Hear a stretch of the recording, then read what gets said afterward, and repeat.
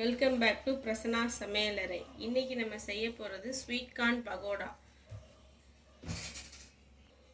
இந்த sweet corn பகோடாவுக்கு தேவையான பொருட்கள் என்னென்னா, ஸ்வீட் கார்ன் வேக வச்சு எடுத்து வச்சுருக்கேன், கருவேப்பிலை, கொத்தமல்லி, வெங்காயம் இந்தமாரி நீட்டாக ஸ்லைஸ் பண்ணி வச்சுக்கோங்க.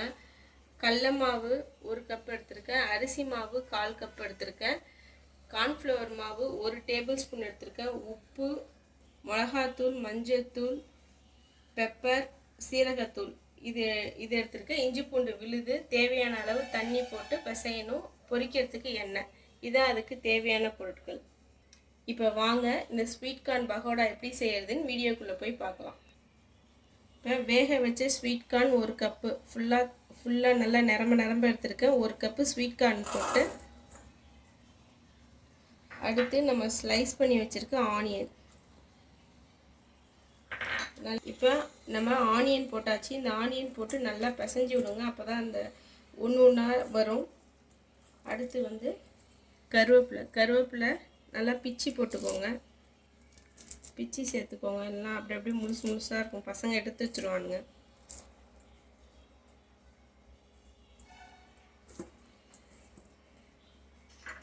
அடுத்து கொத்தமல்லி போட்டுக்கோங்க.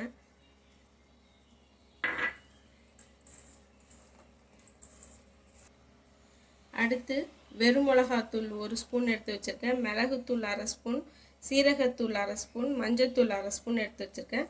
அதை எல்லாத்தையும் சேர்த்து பிசைஞ்சிக்கோங்க.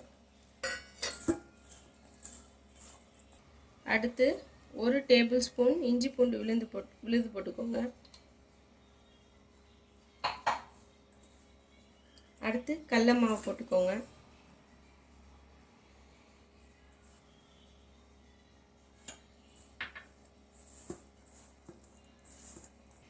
அடுத்து அரிசி மாவு 1/4 கப் எடுத்து வச்சுருக்கேன், அது போட்டுக்கோங்க.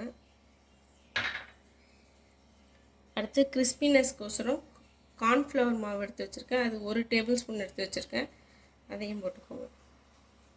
போட்டு உப்பு சேர்த்துக்கோங்க, உப்பு தேவையான அளவு சேர்த்துக்கோங்க.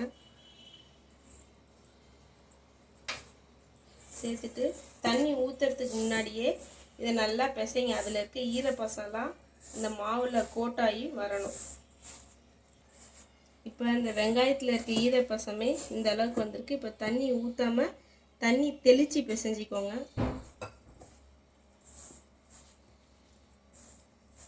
தண்ணி தெளித்து நல்லா அழுத்தி பிசைங்க. இந்த ஸ்டேஜில் உப்பு டேஸ்ட்டு பார்த்துக்கோங்க. இப்போ இந்த அளவுக்கு பிசைஞ்சால் போதும். இப்போ எனக்கு உப்பு கரெக்டாக இருக்குது. உப்பு கரெக்டாக இல்லைன்னா இந்த ஸ்டேஜில் சேர்த்து நல்லா பிசைஞ்சிக்கோங்க. இந்த அளவுக்கு பிசைஞ்சால் போதும், ரொம்ப தண்ணியாக பிசையக்கூடாது, அப்புறம் எண்ணெய் குடிக்க ஆரம்பிச்சிடும். இந்த அளவுக்கு பிசைஞ்சு அப்படியே போட கரெக்டாக இருக்கும். நமக்கு ஒரு பேன் ஆன் பண்ணிவிட்டு எண்ணெய் ஊற்றிக்கோங்க. பொரிக்கிறதுக்கு தேவையான அளவுக்கு எண்ணெய் ஊற்றிக்கோங்க.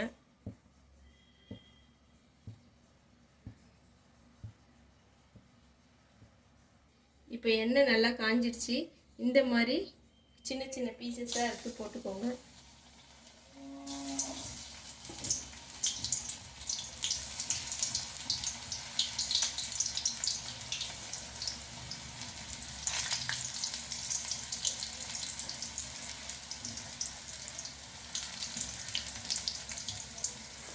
இப்போ இது ஒரு சைடு நல்லா மொறுன்னு ஆன உடனேயும் இன்னொரு பக்கம் திருப்பி விடுங்க. வேகிறதுக்கு முன்னாடியே கரண்டி போட்டு திருப்பி விடாதீங்க, லைட்டாக அது வெந்ததுக்கப்புறம் போடுங்க. இப்போ இது 2 சைடும் நல்லா கோல்டன் ப்ரௌன் ஆகிடுச்சு. இப்போ இதை ஒரு பிளேட்டில் ட்ரான்ஸ்ஃபர் பண்ணிக்கலாம்.